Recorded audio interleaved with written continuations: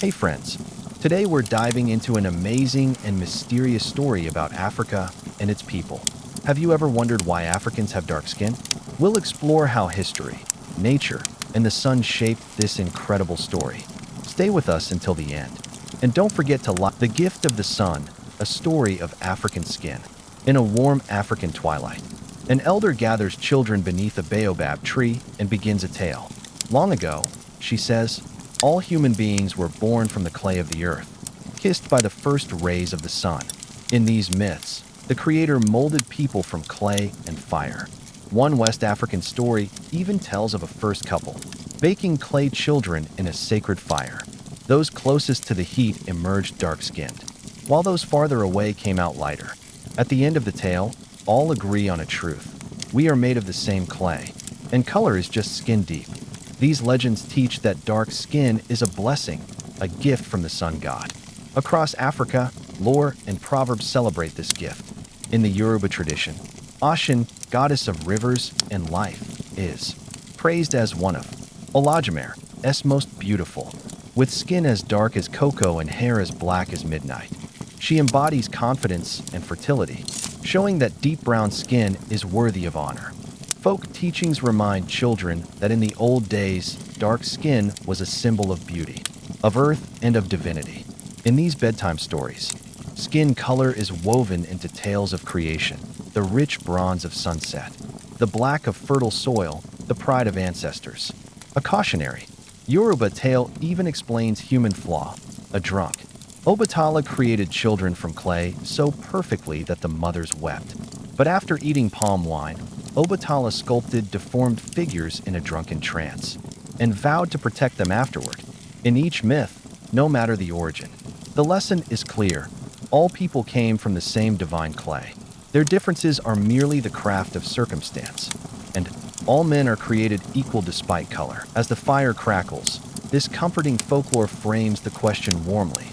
Why, after all these millennia, do the people of this sun-drenched land still wear their coat of melanin? That beautiful sepia rainbow of skin tones? With that, our story turns from myth to history, like morning sunlight chasing away the shadows of night. The long journey, history, migration, and perceptions. Think now of humanity's Great Migration. Centuries ago, our ancestors lived near Africa's equator under the blazing sky. They needed natural protection from the sun, and so they evolved rich, dark skin. This darkness was not a mark of shame, but a survival tool, a biological sunscreen, born of the need to guard life-sustaining nutrients.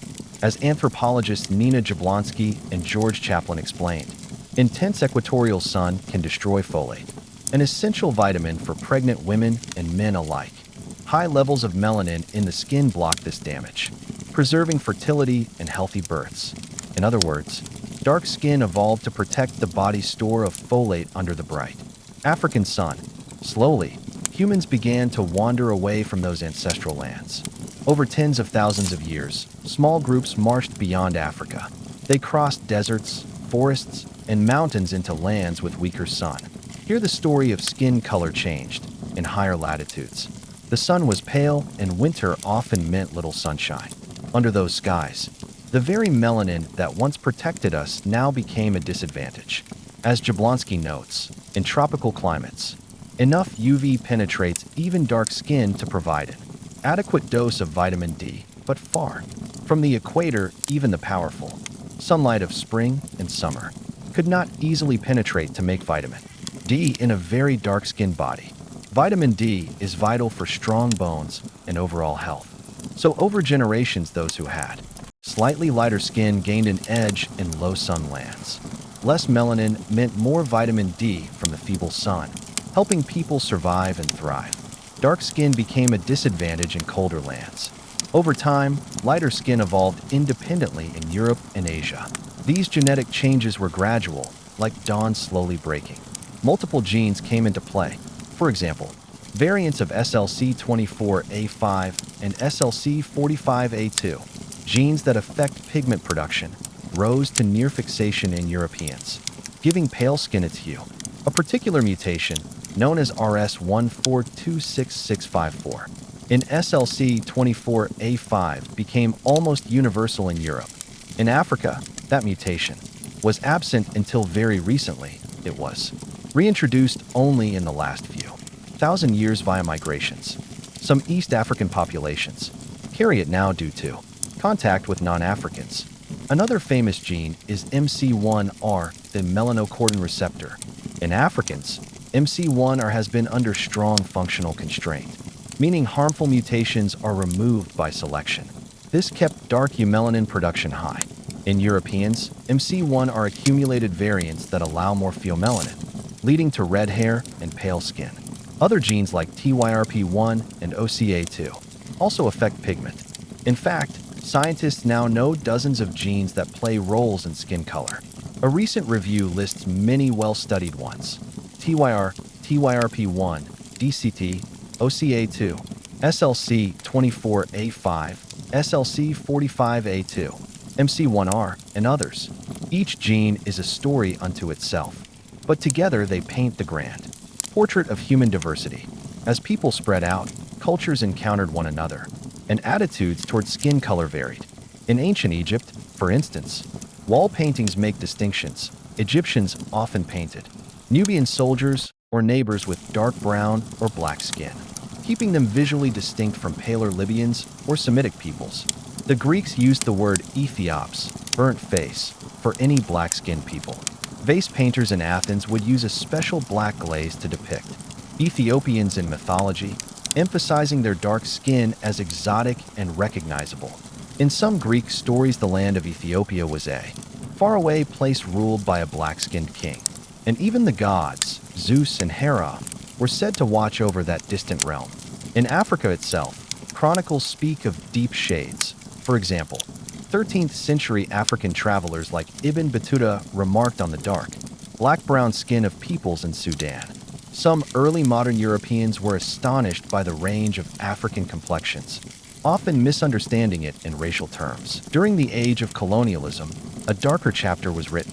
European powers drew crude color lines, imagining lighter skin was advanced and darker was primitive. This gave rise to colorism, a prejudice valuing lightness within ethnic groups as well as racism between them. As one study notes, colorism has colonial roots as a result of European colonialism and slavery.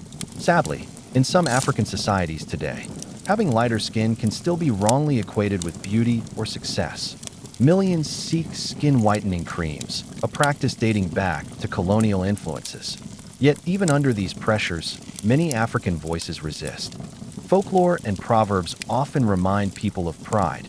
An Ethiopian adage says, "Though they call you black, do not shrink from the sun."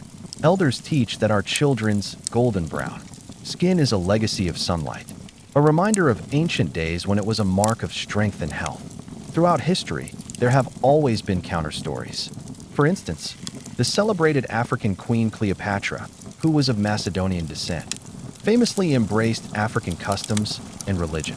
The great empires of Ghana, Mali, and Songhai flourished with dark-skinned rulers known for wisdom and grace. In East Africa, Ethiopian emperors saw their dark complexion as a reflection of their link to King Solomon and divine heritage. These narratives remind us perceptions of color are cultural and change over time. The science of color, melanin, UV, and our evolution. As stars will overhead and science flickers to life, we learn the true facts behind the old stories. Skin color comes from melanin, a natural pigment produced by cells called melanocytes. Imagine countless tiny factories in the skin, called melanosomes, churning out pigment. Melanin comes in two main types: eumelanin, which is black-brown, and pheomelanin, which is yellow-red. Dark-skinned people have more eumelanin, giving rich brown and black tones. Light-skinned people have less eumelanin and relatively more pheomelanin, or simply fewer melanosomes. Picture it like mixing paint. More black pigment yields a deeper hue. Why does evolution favor these differences? The answer lies in the sun. Ultraviolet, UV, light has both good and bad effects. On the good side, UVB rays convert a molecule in our skin into vitamin D, crucial for healthy bones, immunity, and more. But on the bad side, UV can damage DNA and destroy folate, a vitamin needed for proper fetal development and sperm health. Melanin is our built-in sunblock. In the equatorial sun, dark skin shields the body, preventing folate loss and sunburn. Lab studies and medical evidence show that high sunlight reduces folate levels. So Jablonski's team concluded that early humans evolved melanin to safeguard their folate under strong sun. As Homo sapiens trekked north, the opposite need grew stronger, making vitamin D in weak sunlight. Jablonski found that in tropical Africa, even the darkest skin still produces enough vitamin D under the intense sun, but beyond 45 degrees latitude in winter, it is insufficient. So natural selection favored reduced melanin where sunlight was scarce. Genetic evidence confirms this pattern. Researchers found that genes promoting lighter skin, like SLC24A5, SLC45A2, MC1R, and OCA2, show strong signs of positive selection in European and Asian populations. A stunning confirmation came from NASA satellite maps. The places on Earth with the strongest UV radiation correspond almost exactly to where native peoples have the darkest skin, where the sun burns brightest. Skin is deepest, a beautiful sepia rainbow, as one scientist poetically put it. Today, we know some of the key genes that underlie this rainbow of skin tones. For example, MC1R, a gene that acts like a switch in melanocytes. When MC1R is active, it produces more eumelanin, dark pigment. In African populations, MC1R has changed very little over time. It is under purifying selection to maintain dark skin. By contrast, certain MC1R variants in Europeans lighten the skin and produce red hair.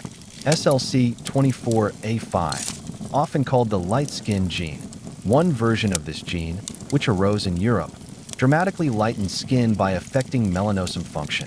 It swept through European populations about 6,000 to 10,000 years ago. Traces of it appear in some African groups today only because of later migration and interbreeding. SLC45A2, another pigment gene, also mutated in Europeans to produce very fair skin. Together with SLC24A5, its mutations account for a large fraction of Northern European lightness. TYRP1 and TYR, enzymes in the melanin production pathway. Mutations in these can cause albinism, very pale skin, or milder variations in color. Some West African coastal groups have unique variants of these that lighten their skin slightly. An example of nature's creativity. OCA2, a gene also known from albinism. Even minor variants here contribute to lighter eyes or skin.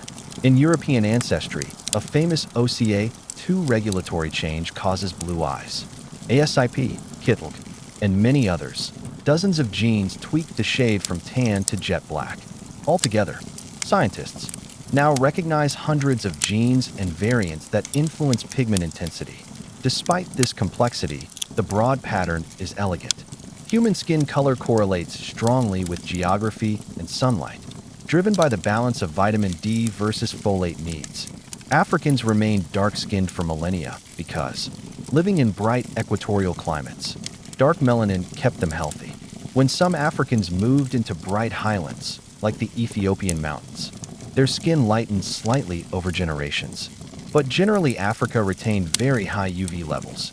In fact, Africa today contains both some of the darkest skin on Earth, for example, Nilotic peoples of the upper Nile, and some of the lighter-skinned Africans, the Khoisan, hunter-gatherers of southern Africa have medium brown skin.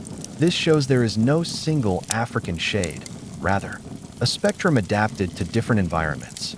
Ironically, genetic studies even suggest that our very earliest ancestors may have had medium-toned skin, and that very dark skin, as a strong protective response, is in some sense a newer human trait. In other words, both light and dark skin have been evolving together in our lineage. In step with our travels and lifestyles, tonight's story has come full circle. Around that African campfire, folklore and science meet. The ancients told us that dark skin is a gift from nature, and modern research explains why. Melanin made us a walking sunshade. Our genes fine-tuned our hues, and history shaped how the world saw us. The storyteller closes by reminding the children that, science or story, the message is the same. Dark skin is not a burden or a curse, but a heritage. evolved under the equatorial sun to keep people healthy and strong. As the stars glimmer above, the young ones drift to sleep, secure in the wisdom that their skin, like the color of rich earth, is a treasured part of who they are, created equal despite color, and beautifully fitted to the world they live in. Sources: we have drawn on anthropological and genetic research to tell this tale. Studies by Nina Jablonski and others show the link between UV exposure, folate, vitamin D, and melanin.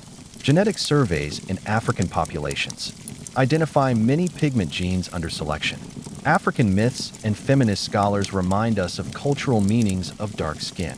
Historical art and writings, such as Egyptian tomb paintings and Greek face art, reflect how people of long ago perceived color, and modern studies on colorism document the complex social legacy of skin tone in Africa and beyond.